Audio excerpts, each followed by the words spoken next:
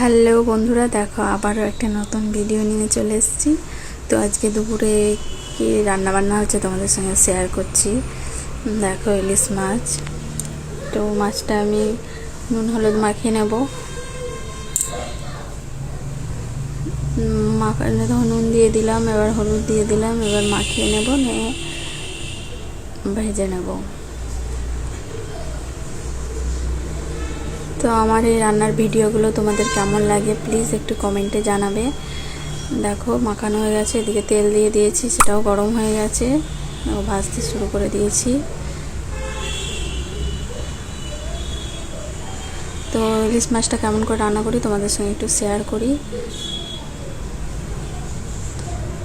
প্রায় ভাজা হয়ে গেছে, তুলে নেব। একা হাতে ভিডিও করি তো খুব অসুবিধা হয়, তোমরা একটু অ্যাডজাস্ট করে নিও। তো আমার ভিডিওগুলো ভালো লাগলে অবশ্যই কমেন্টে জানাবে, আরও নতুন নতুন ভিডিও দেওয়ার চেষ্টা করব ভালো লাগলে তোমাদের বন্ধুরা।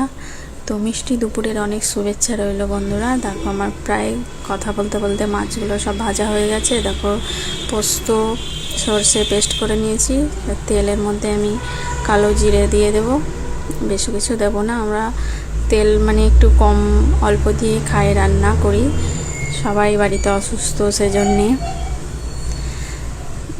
দেখো দিয়ে দিয়েছি, পেস্টটা বাটা দিয়ে দিয়েছি, হলুদ নুন দিয়ে দিয়েছি, এটাকে একটু ভালো করে কষিয়ে নেব, দিয়ে জল দিয়ে দেবো। কিন্তু ইলিশ মাছ করতে বেশি কঠিন না, খুব সহজ, তাড়াতাড়ি আর কি হয়ে যায়, মাংসর চেয়েও সহজ, সব কিছু সবজি রান্নার চেয়েও সহজ।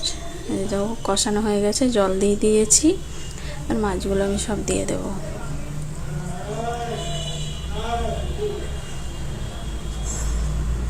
আর ফুটলেই আমি নামিয়ে নেব।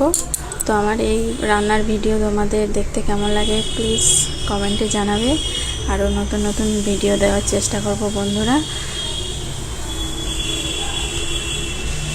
তো একটা লাইক একটা কমেন্ট করে দেবে। তো মিষ্টি দুপুরের অনেক শুভেচ্ছা রইল।